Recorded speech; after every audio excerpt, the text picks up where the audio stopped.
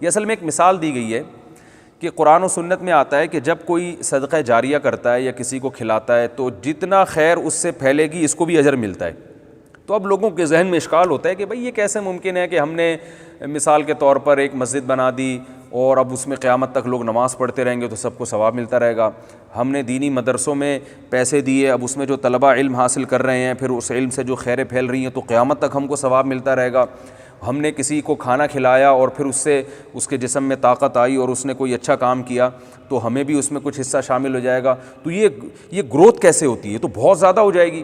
تو اللہ نے مثال دی کہ بھائی تم دیکھو دنیا میں نہیں ہوتی ہے, گندم کا ایک دانہ ہوتا ہے.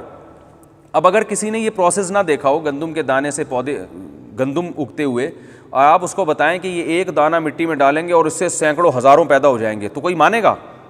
ہم ابھی اس لیے مان رہے ہیں کہ اپنی آنکھوں سے دیکھ رہے ہیں, ورنہ ایک دانے سے کہاں سینکڑوں. خربوزے کے ایک بیج سے, ایک بیج آپ زمین میں رکھتے ہیں اس سے بیل پیدا ہوتی ہے, اس بیل میں پھر ہر اتنے سینکڑوں خربوزے, پھر ہر خربوزے میں سینکڑوں بیج, پھر ہر بیج میں خربوزہ پیدا کرنے کی صلاحیت, اور پھر ہر خربوزے میں سینکڑوں بیج. تو وہ دیکھیں جو آدم علیہ السلام کے دور میں خربوزے کا ایک بیج ہوتا ہوگا اس سے آج کروڑوں اربوں بیج پیدا ہو گئے.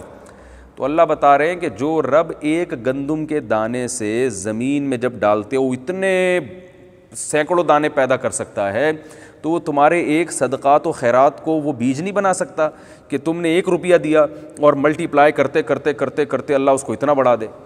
ہمارے ایک شیخ ہیں, حضرت ہیں, ان کو بڑی پیاری بات کی انہوں نے, جن سے میں بیعت ہوں. انہوں نے کہا دیکھیں اللہ نے علماء کو اتنی فضیلت دی ہے کہ جو علماء دینی مدارس میں پڑھاتے ہیں تو ان کو قبر میں کتنا ثواب ملتا ہے, یا جو تاجر دینی مدارس کے ساتھ تعاون کرتے ہیں وہ کس قدر اجر کما لیتے ہیں. جو بڑے بڑے مدارس آج چل رہے ہیں جن میں سینکڑوں بچے پڑھ رہے ہیں اور ان کی خیریں پوری دنیا میں پھیل رہی ہیں, مساجد میں وہ امامت کرتے ہیں اور درس قرآن دیتے ہیں, تدریس کرتے ہیں.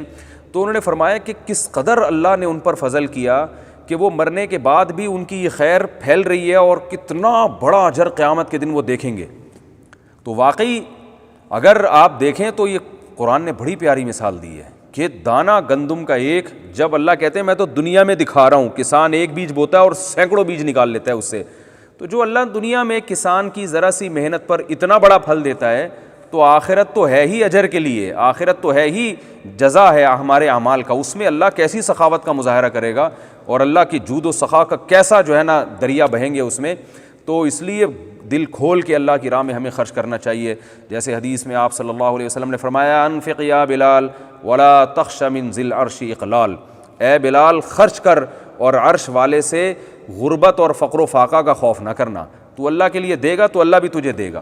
تو آج ہمارے اندر یہ جذبہ ختم ہو رہا ہے. بس وہ جو ہے نا جو مسلمانوں میں سخاوت ہوا کرتی تھی, تاجروں میں سخاوت ہوا کرتی تھی, ٹھیک ہے ابھی بھی الحمدللہ بہت ہے, لیکن جو ہم نے اپنے باپ داداؤں کے دور میں دیکھی ہے وہ سخاوت مارکیٹ میں اب تھوڑی سی شارٹ ہوتی ہوئی نظر آ رہی ہے. اسی سخاوت کو مارکیٹ میں دوبارہ لانے کی ضرورت ہے.